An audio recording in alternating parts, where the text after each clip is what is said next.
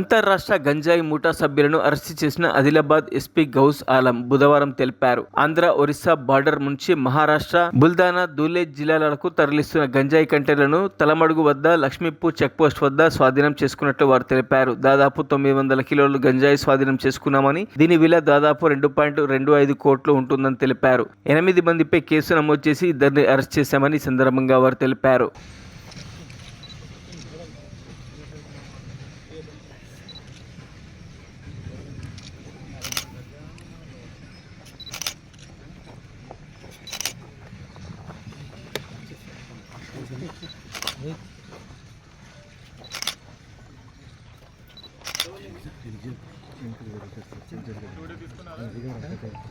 Last 5 years ఇంత పెద్ద season జరగలేదు ఆదిలాబాద్.